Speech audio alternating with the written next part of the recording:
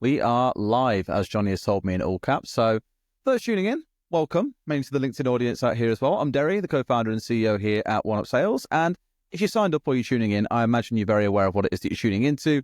Here today, we're going to talk about incentive strategies to supercharge your start to 2025. Now, I could sit here and talk for 45 minutes by myself, but that is really boring and no one wants to hear everything from me. I'm joined by three of our wonderful clients who have got plenty of stories and ideas to share with you today as well. We've got Phil, Martin, and Fran, and rather than me doing intros for all of them, let's go through you one at a time. Phil, who are you? What do you do? And prefer tea or coffee? You can give me a fun question to answer as well.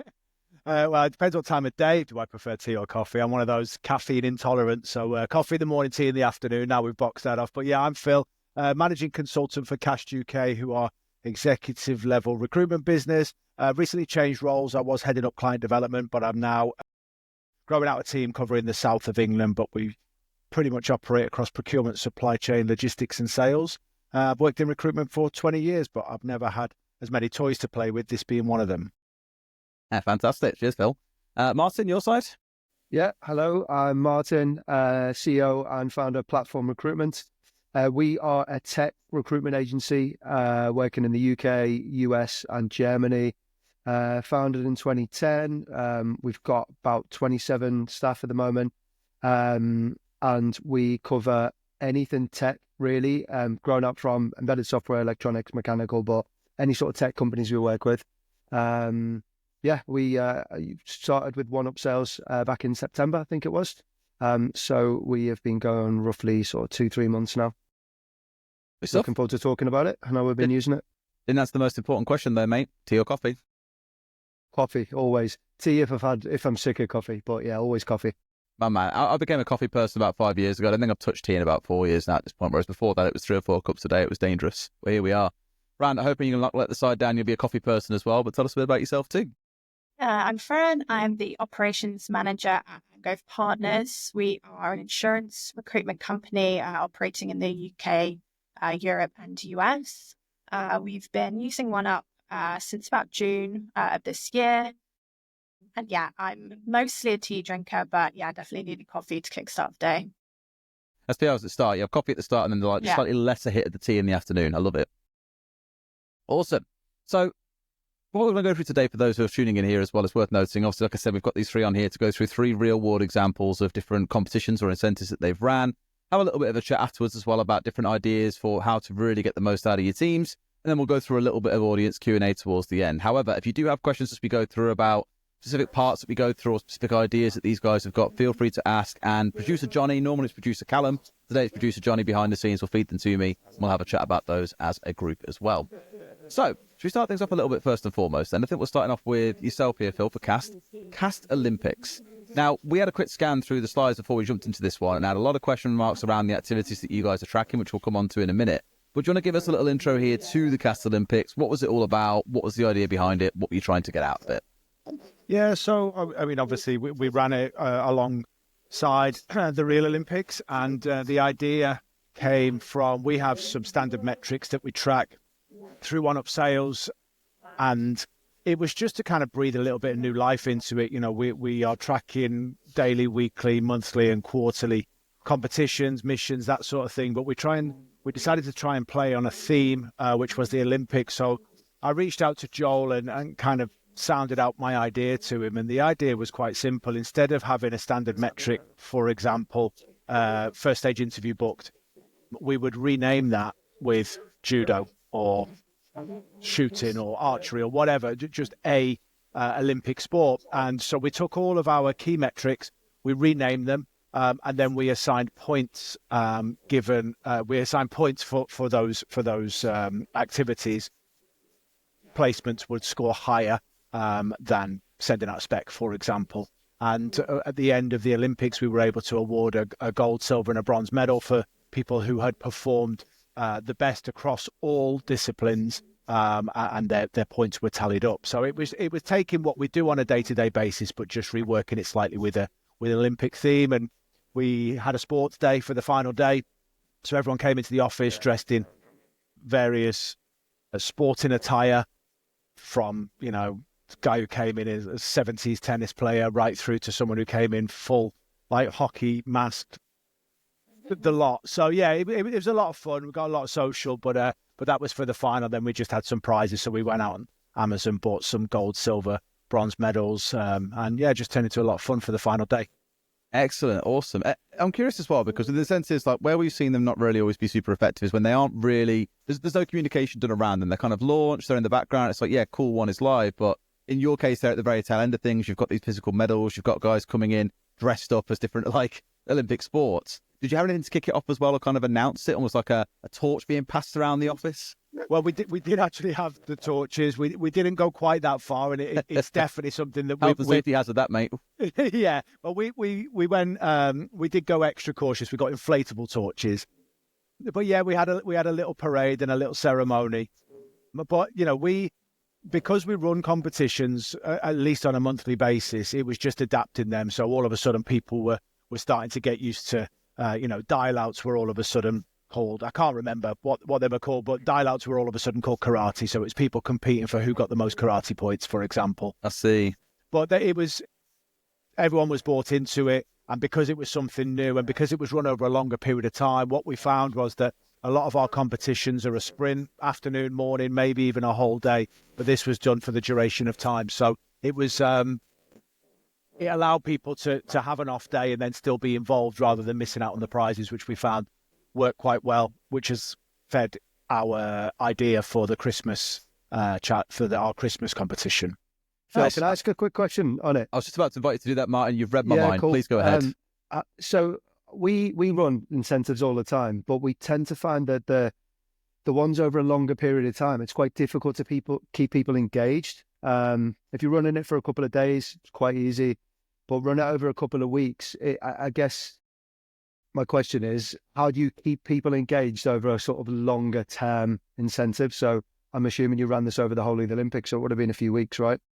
Yeah, we did, but I think it was because it was activities that they're doing as part of their day-to-day. We were really conscious that we didn't want to create additional work. They were doing it by default, and One Up Sales tracks what they're doing. So there was no additional work on their part.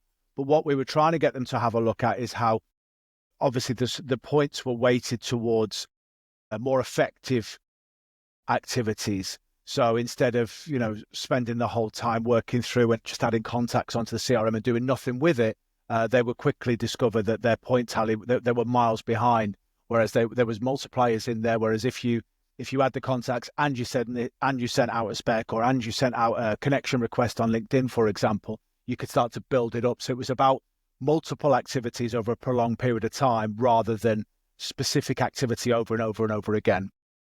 Yeah, okay. And I guess the One Up platform helps with the engagement anyway, because assuming you've got screens up that people can see the points that are at and get updates on things anyway.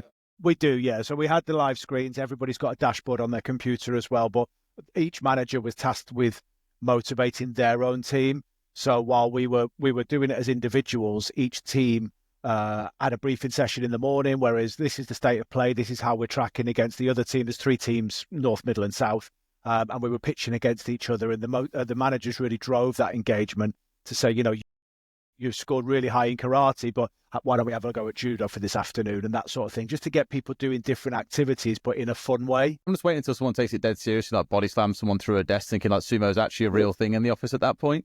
Did anyone walk around saying something like, I've got a karate chop, thinking that was like a placement or something? Did you have some fun language going around the office? There was fun language. We had Olympic bingo as well, which was kind of motivational speeches or motivational quotes and things like that we were trying to get into pitches and conversations. But what was really funny was we had a last place forfeit for the person who came last place, and it was the guy who came in full hockey gear.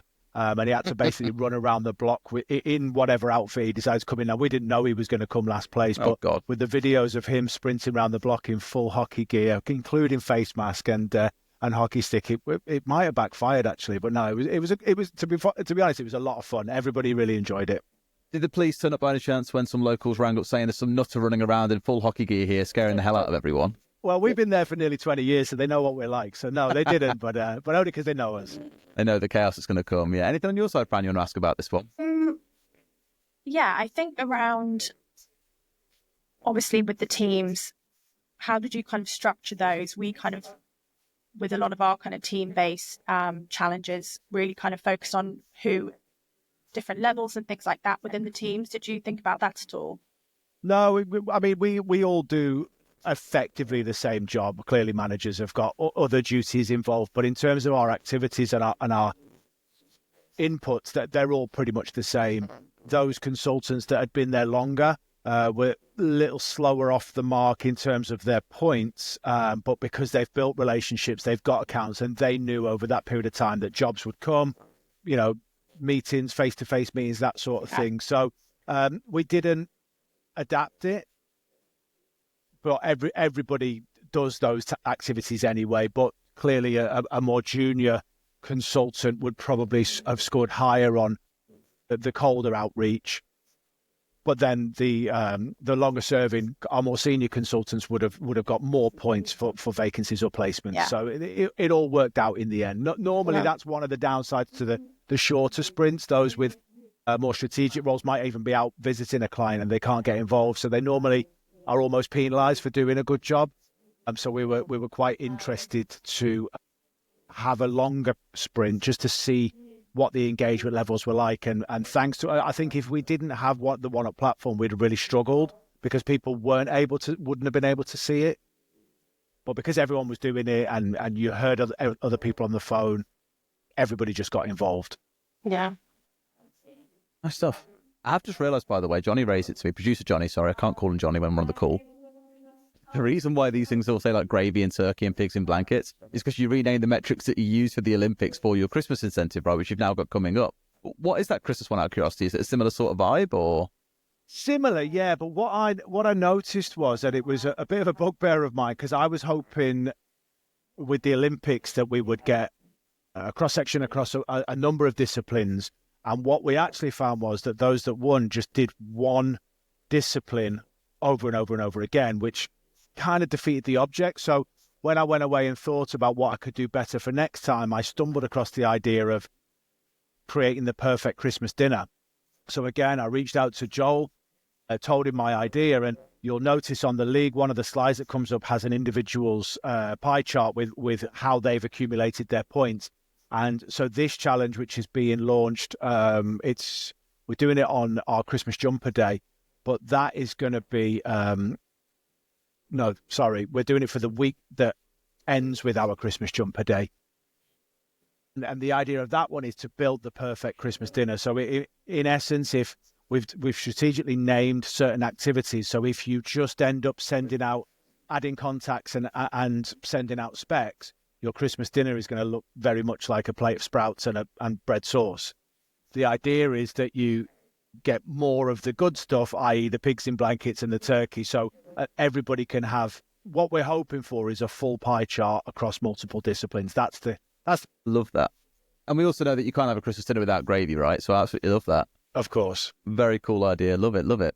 Awesome, cool. Really appreciate the run through on that one, Phil. I'm sure we'll come back to some more points in this a little bit later on as well. I do want to jump on here, though, to Martin as well, ask about you guys and the team lead swap day that you did. So it wasn't strictly themed around like Halloween, which was the case in France, which we'll come to in a minute as well, or around the Olympics or around Christmas. But do you want to talk us through and introduce this incentive to us and why you guys ran it? No, yeah, I think we need to get a bit more creative with our incentives. They're a bit boring compared to the other guys. But so we run like multiple different types of incentives. So we'll run them across individual teams. We'll do individual ones where people compete with everyone. Then we do like company-wide ones. But this one specifically is we've got 5 team leaders in the business and they all have their own teams. And what we do once a month is we swap the team leaders over. So everyone manages someone else's team for the day. So this is a competition that we run that day based around, I think it's the majority of KPIs, to be honest with you. But they're sort of points they're quite like low scoring points for a lot of it. Okay, there you go. So we've done BD check-in, terms signed.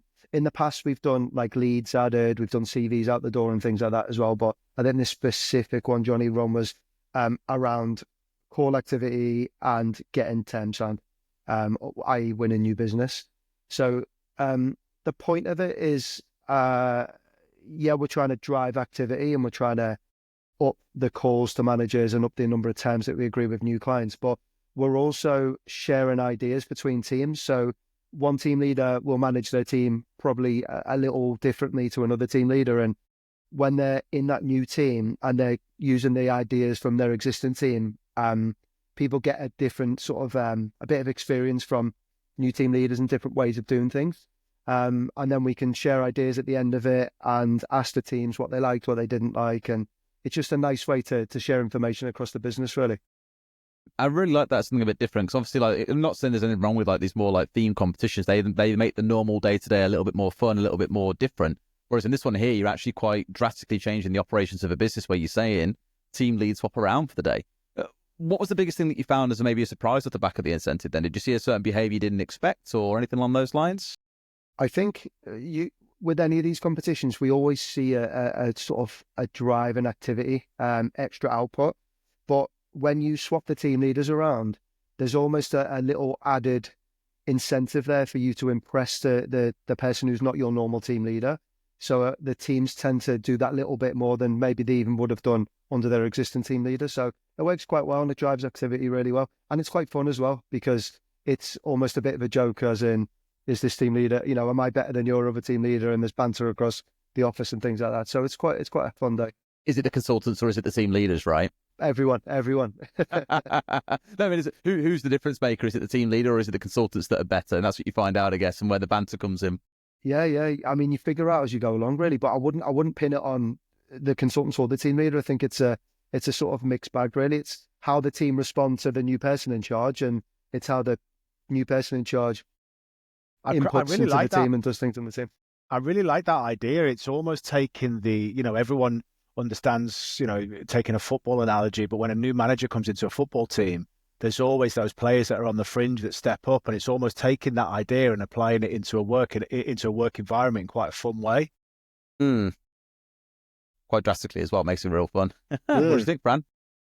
Yeah, I like the aspect of kind of the knowledge sharing as well that can come from kind of having the managers swap around and, being able to have conversations with other people and getting their insights as well. Yeah, I think that's an important thing, because often, especially if you sit on the other side of the room to someone, you don't necessarily talk to maybe some of the newer starters if you're leading a team the other side of the room. So we always make sure that over the course of the 6 months or whatever we run it over, that you're managing a different team every time. So everyone gets to talk to everyone else, which I think is quite nice. And those new people like to talk to a team leader that they may not have spent a lot of time with before. So that's also pretty good. Awesome. Wicked stuff. Any final points or questions from you guys towards Martin? No, but it's got me thinking. I'm already thinking about how we could. We've got 3 managers, and one with 2 years experience, one with 5, and one with 10. So there's a real mix there, and I think it could work really well. And just another little idea. I wonder how it would work if you swap the team leader out with someone who is not a team leader and just kind of promote them for the day and see how they perform and see what kind of a mix that would have. That'd be so interesting. We do actually do that within the bigger teams. They will say that you're the team leader for the day, but we haven't run like this sort of incentive, like a one-up sales incentive around it.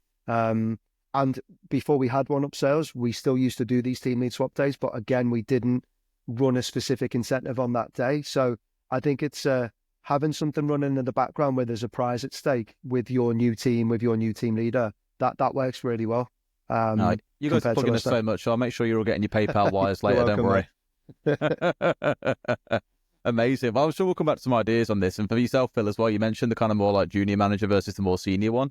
Sounds to me like a David versus Goliath competition in the making. Absolutely. I look forward to seeing that appear on the platform. I told you we get some ideas out of today as well. It's good stuff, isn't it? You put some heads in the room and you get really good stuff. But let's have a look on your side as well here, Fran. Halloween obviously being one of the more recent ones just a few weeks ago. Yeah. Give us a spiel. What did you guys do? Why did you run it? Give us the lowdown. Yeah. So, I mean, what I really like about the leagues on OneUp is you can be really reactive in terms of the activity that you want to drive at the time. So around the Halloween league for us, it was kind of around our phone activity was kind of the key metric that we were wanting to boost. We did have a few others in there, but that was kind of the main one we were focusing on and kind of weighted the points in favor of dials to really drive that activity forward. Really went all out with the Halloween theme, so even down to like the team names and things like that, and the name of the activity. So I think it was Devil Dials for outbound calls, and And yeah, we ran it 4 days over that week of Halloween, and really tied it in with the social activity that was happening in the office. So we have a really great office manager who organises a lot of social activity for us. So we had a different activity every single day, Halloween themed. So we had pumpkin carving, that was a dress up day, a witch's hat ring toss game, and a quiz. And that kind of gave the teams opportunities to win bonus points alongside the points that they were earning through their recruitment activities. Did you go as far as, Phil, and have everyone dress up as their respective teams? We should have done. You really should have invested instead to go the full role play. You want to hear the witches like cackling away in the corner, the zombies moaning, and the ghost trying to make people jump all day. That would have really. We should have done that. We left them to their own devices with their outfits. But yeah, that would be a good idea for next time. Amazing. And then what did you find coming off the back of it then as well? Did you see like the kind of uptick there? Because obviously people run incentives and good prizes to try and see something off the back of it. What did you guys see compared to a time period where maybe you weren't running this incentive? Yeah, I mean, obviously, like you said, looking for that outcome. So yeah, we had an almost 130% increase in our dials, and then also seeing an increase in our jobs added, CV sent, kind of the activities that we were, wanting to see off the back of that call activity. So yeah, we had some really strong uplifts, which was really great. Nice. And what's your take on the length of incentives here? Because we spoke about this a little bit earlier on as well. Like this one was a 3 or 4 day competition. We spoke about Phil's that ran over multiple weeks, for example. When you look back at history and the ones that you've ran previously, do you find the shorter term ones give you that greater burst of results versus the long term ones? And what do you see as the benefits maybe of running a long term one versus a short term one? I mean, both can be good in terms of driving the activity. Definitely with the ones that are longer, I was kind of doing a lot of updates in terms, especially with having those bonus points that weren't reflected through one up, kind of giving lots of updates to kind of drive that competition between the teams and kind of make sure that activity, was really staying up throughout the whole time period. We actually have a league coming up on this Thursday. We're doing a sales day for Thanksgiving. So obviously, a shorter incentive. But yeah, I think the comms around it and kind of the build up ahead of the events as well is really important. Just making sure people are really interested and, kind of getting ready to go for the incentives as well. Nice. Are you giving the winner a massive turkey or something for this one? We're very food orientated. Sounds like a yes to me. Anything food with prizes always goes down really well. So yeah, maybe turkey will be on the cards. Excellent. What we found with the difference between the longer and the shorter campaigns is the longer we get a lot of callbacks from the shorter sprints. So we'll do a lot of activity and, same as Fran, our call volumes go through the roof. I think the last day sprint we did, our call volumes were up by 300%. And that's incredible. And, we wish we could do that every single day. But what we see is the following week, the amount of replies we get to the emails that we've sent or the callbacks or whatever it might be, it just keeps coming from these intense sprints. The longer session, so the Olympics one, the callbacks are almost incorporated into that, so you don't really see as much because it's kind of built back in because you're still having the campaign. But it's sometimes once the campaign finishes on a Friday and then all of a sudden somebody calls you back and says, I really like that voicemail you left me talking about judo, for example. It just reminds you that, oh yeah, last week we were all on this doing judo. Were they going that far speaking about the sports and all the rest of it when they were calling people? We weren't telling people exactly what we were doing, but we were doing our best to kind of crowbar in the, all right, so we will be talking about how we were actually, I'm dialing through my call list and, I'm tackling like a judo warrior, for example, and we're just trying to get that in there just so all you were talking about all day and that for the whole period, you could just hear references to sports. I love that. Just to try keep it fresh in people's minds. Need to get like bonus points being awarded if someone could slip in a reference to what they're dressed as. I don't know how the hell you'd fit like a hockey puck or a stick in there somewhere, but I'm sure they'd find a way. We'd find a way. What do you think about this one as well, Martin? Yeah, I would say when we look at our longer term competitions, we tend to build them around things like interviews added and sort of output KPIs rather than dials and CVs out and things like that. I think you tend to be able to have a greater impact on the output KPIs. I call them output KPIs, like interviews and placements and things like that over a longer period of time. So we'll Very run true. our short-term incentives on like manager call in, candidate call in, phone times, CVs out, leads added, all of those different things. But yeah, the longer term ones will be around things like interviews, because I think that's a fairer assessment over a longer period of time of those outputs, and keeping people engaged. This is where, again, another plug for One Up, but over a longer period incentive, you've got these missions that you can create, and then with the triggers that we can put up on the screens. So, for example, on this Friday, we're going to a place called Fairgame, which is like a fairground place in Canary Wharf. I don't know if anyone's been there, but that was an incentive run over the whole of last month for interviews added across the whole company.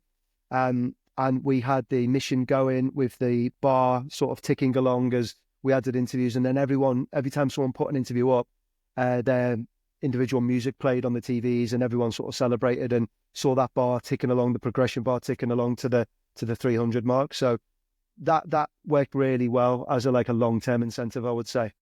Amazing. That's a really cool. It's a really good point as well, actually, because obviously, like you say, in the sprints, things that last 4 hours, well, 2 hours to a couple of days, for example, you can't really impact deals being done in that time. That is a bit of a longer term play. So having the things in the longer competitions that are more of a product of the activity that you do, but your sprints being based on the input activities, that feels like the best way to do things. Do you guys feel the same about that, Fran and Phil, or do you think have a different opinion on that one? 100%, yeah. It's so much easier to kind of make a competition out of the things that within in their control.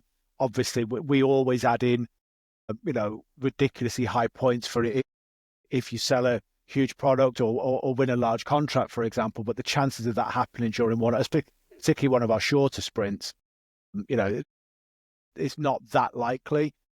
But it's there if you need to. So we do exactly the same as Martin. We look at the inputs, what is within the controllables, and then we will reward off that. But same on your side as well, Fran? Yeah, same. Definitely. I think those kind of output metrics with that higher points weighting kind of over that longer time period definitely works really well. Amazing. Good stuff. Cool. Well, thank you for giving us all the run through on those as well. I'm sure, I already saw Phil taking down notes for his David versus Goliath idea, so there's some cool stuff coming out the back of that one. If we start thinking a bit now towards next year in this case, then, what are you guys thinking about? You've obviously ran some competitions already this year. It's not strictly like what are you doing for competitions as the only thing you're doing next year, but what ideas have you guys got in mind to try and drive things back? As we were speaking about earlier on, the market's starting to look a little bit better in places. How are you going to keep up that momentum that you've tried to build throughout this year going into 2025? And we'll start with you, Phil, if you don't mind. Yeah, so I sat with the MD last week, actually. We're having a look at all of our screens. So yes, we have our One Up slides on there, but we have other metrics on there as well. And they have, over the course of the year, become a little bit of white noise, because what typically happens is we're tracking activity from first of the month to the end of the month. So the first of the month, every screen resets and it doesn't really show anything. End of the month, it gives a better picture of what activity an individual is, so we'll break it down. CV sent, for example, we've got a league table of who sent the most CVs, and it only really paints a true picture towards the end of the month. And then lo and behold, come in the next day and it's been wiped clear. So we're having a look now about how we can really simplify the screens and almost have those three teams in a gold, silver, bronze medal position for CV sent. So average out how many CVs have been sent out on average per team member, and then have a gold, silver medal position. So hope that, if we're in, if my team are in the bronze medal position for CV sent, that the next time our focus is going to be on CV sent, and then we'll flip onto the slide, maybe on dial outs, for example, or first stage interviews. But we're hoping that if we're just really pitching all three teams, we're quite lucky. We've only got three teams. We are all competitive. Everybody wants everyone else to win, but we just want to win that little bit more. So it's just making sure that we're not in the bronze medal position across each of those metrics, which is ultimately the aim of all of the campaigns that we do. Sense, love it. Fran, what about your side? What are you thinking about for next year? Yeah, I think touching upon what Phil just mentioned about kind of the simplification a little bit around what metrics you are displaying and how we are using the screens.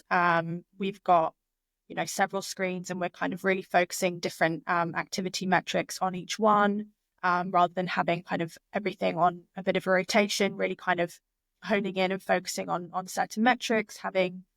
We do like a monthly league that runs every single month. So having that on there, And I think just for us, where it's worked so well, tying kind of a more fun league in with our social activity that's kind of been planned in the office. So kind of having that month-long run on just kind of general activity, and then also doing something a bit of a shorter league that's a bit more fun, and tying that in with some kind of game or activity, that kind of thing, because it's just proven it's worked really, really well for us over the last few months especially. So we just kind of really want to keep going with that into next year as well. Awesome, good stuff. Martin, you know exactly what I'm about to ask you, mate. Yeah. So early on in January, especially in our industry, it tends to be when a lot of people are sending us new jobs and new requirements. So we'll adapt our competitions around the time of year, basically. So we'll probably run some very early January incentives around checking calls with existing clients, new jobs registered, things like that.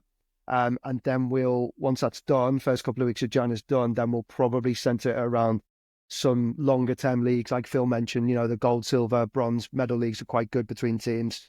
And that'll be around probably results driven in terms of like interviews put up and things like that. But certainly as soon as we get back after Christmas and the New Year, it'll be very much heavily focused on the thing that we always do every year, which is get back in touch with our clients as much as possible. There's definitely a competition around that, then reigniting contact, eh? A more general question from me, actually, when it comes to the incentives that you've run today, ones you're thinking about in future. In cases here, like, for example, Phil, you've mentioned that you made a very physical element to it with the blow-up torches and the medal ceremony and the dress up and all the rest of it. Do you find when there's that more physical element involved in a competition, it's more effective? Because it's all well and good running something. And look, I'm the founder of One Up here. I'll sit here and say that I know full well that competitions tend to be more impactful when there is some physical element to them, whether it's a gong, spinning a wheel, whatever it is, as well as you can see on the TVs or inside the platform. What sort of ideas have you guys got for that sort of thing? Are you spinning wheels? Do you have a gong? And if so, how do you incorporate that into your incentives that you run? So yeah, we always incorporate like some token gestures. We don't have a gong as such. We've got bell when a deal gets done at a standard, but not specifically for the competitions. But we have ran them with no incentives because ultimately, effectively, all we're asking people to do is their job. But we're tracking it in quite a fun way. So we have to be mindful of the budget we spend on gifts. But I bought a load of props and stuff that we reuse all the time. So we've got King or Queen of the Day and Top Gun and inflatable machine gun, that sort of thing. So just some gimmicky gifts that we hand out along with a bottle of wine or a box of chocolates or something like that. We've also, for the bigger campaigns, we've had the directors have signed off early finish, late start, half a day's holiday, those sorts of prizes. But they definitely work better when there's something, even if it is as simple as a box of chocolates. So when we did a Halloween competition as well, wasn't quite as detailed as Fran's, but we got like trick or treat style sweets and things like that, and just to help with that engagement, because ultimately they are just doing the same thing, but we're just trying to tweak it a little bit to make it a bit more fun. What about you, Martin and Fran? Anything you do that's kind of like physical and as a accompaniment to these competitions? Yeah. Yeah, go on, Fran. You go. Sorry. I think the physical element for us is really important. We do have a wheel. So for our monthly league, that just kind of runs in the background, the prize at the end of that, person with the most points gets to do a wheel spin. Like I said, that kind of social fun element of it. This Thursday, for example, with the Thanksgiving League, we're doing kind of an American themed lunch and bringing lunch in for everybody. And yeah, like you said, variety in the prizes, even if it is something small, like a box of donuts, something like that, that equally seems to go down almost just as well as some of the bigger prizes as well. So yeah, even if it is a small something, I think it makes a difference to have that as well. Your side, Martin? Yeah, so similar sort of prizes like sweets, and we've got a table of sweets and treats and things like that for everyone. But in terms of like physical sort of games around the office, so we've got like a big board with a snakes and ladders up on it with everyone's faces, and when they get interviews, they get a roll of the dice and a go of that physically in the office. We've played like hangman games where people obviously guess letters when they hit certain KPIs or certain incentives. So it's recorded in One Up, but then they will get to have a physical go on the game. And there's a prize at the end of it, but actually sort of stepping up and having a roll of the dice in front of everyone means that you've achieved something that week, or you've added an interview, or you've got some new terms signed. So that in itself is quite a nice thing, just as a bit of recognition as this person's done pretty well this week. That's why they're getting a go on this game to win the prize at the end. Nice. We've also found that since we incorporate forfeits as well for last place, every office has got that person that you're really worried about them coming last place because you're not going to handle it. So what we've started doing is we've started deciding as a team what the forfeit will be based on whoever comes last. So, if they can take it a bit better than most, they might have to sing a karaoke song, for example, versus... You don't want to bully someone, do you? Just to finish No, to the last, exactly. yeah. But some could take it better than others, and the forfeits will range. For, I think our Halloween one, actually, the forfeit was you had to flip a coin and it was trick or treat. You came last and you ended up winning a prize if you got the treat.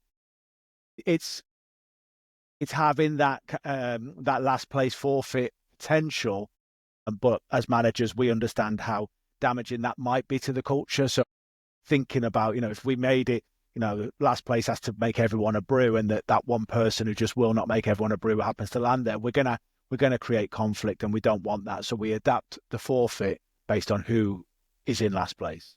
People really not like making everyone a brew. Is that bad a forfeit? Or is it more they don't make a good brew, therefore no one wants them to make the brew? There's just certain people that it's just not worth asking them. It's just not worth it. I've not tried the whole forfeit thing, but it's a good idea. See how that goes down. I'm curious as well, like you mentioned there as well, like things like early finishes, late starts, things that aren't like carrying a monetary value strictly, but are more like valuable to the person for their personal life. How do you guys find that balance works when it comes around to something physical, like whether it's money, whether it's something you bought as like a gift voucher or food or whatever else it could be, versus something that isn't really got a monetary value to it? How do you find the two motivate people differently? From my experience, the most well received was the early finish, late start, half a day's holiday, hands down.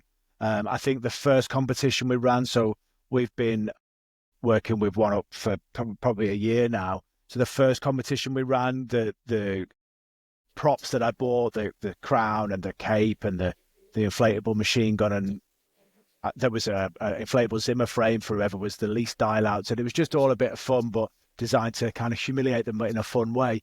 They were great the first time, but once they've been used, the novelty wore off a little bit. The sweets and the treats and that sort of thing, we bought bottles of Prosecco and things like that, and that was fine. But hands down, the option to come in early or finish, to come in late or finish early. Early or finish late, yeah. Yeah, that could have been a forfeit. Before you sit there, mate, I think. Yeah, I'll make that. No, that could have been a forfeit. The option to do that on a date of their choosing as well. It was a generous offer. I think there was either early or late. There was extended lunch, and then there was half a day's holiday. They were our kind of gold, silver, bronze prizes. Should anything like that brand and go, or have you always trying to strictly do more like tangible things? We have done both before, and yeah, both work really well. I mean, who doesn't want to come in a little bit later in the morning, or finish a little bit earlier on a Friday? That kind of thing definitely does go down well. But equally, we do things. Some of the ones we've run are like team lunches and things like that, which equally people seem to really like. Kind of get out of the office for a little bit, go and have something nice to eat as a team. That kind of thing also has worked really well.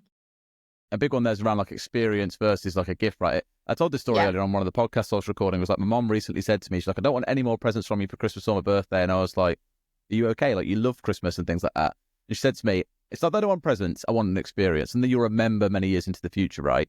She's getting a bit older now, bless her, and that's why she's thinking about that kind of thing. But probably a similar story here where, again, it's about the team lunches and things like that, as you're saying, is about what experiences do I create with the teams. I remember the high moment that led to that as well, and therefore it sticks a bit longer than something you'll forget about in a week's time, right? What about you, Martin? Anything else on your side that you think of around this? Yeah, we do all of that, to be honest with you. So it's like sometimes it's money in the form of like a gift voucher or some spend on something, or it's lunches, or it's early finishes, etc. I think the most important thing is to just make sure you keep changing it up. We've gone through long spells of having like the sweets as a prize, and initially everyone was buzzing over it, and then I think now they walk over and they just grab anything, and it's sort of not that impactful. So I think just changing it up regularly is probably the most important thing. I sort of agree with Phil in terms of, an early finish for people is great. The only issues that I've had with that sometimes is that if someone's really busy, they don't even want the early finish. So they would then prefer some sweets or some our team lunch or whatever. So it's difficult to cater for everyone, to be honest with you. So yeah, I mean, any more ideas would be great, because we've run that many incentives with that many different prizes that we're sort of running out of creative ideas. Without spending an absolute packet as well is always the challenge, right?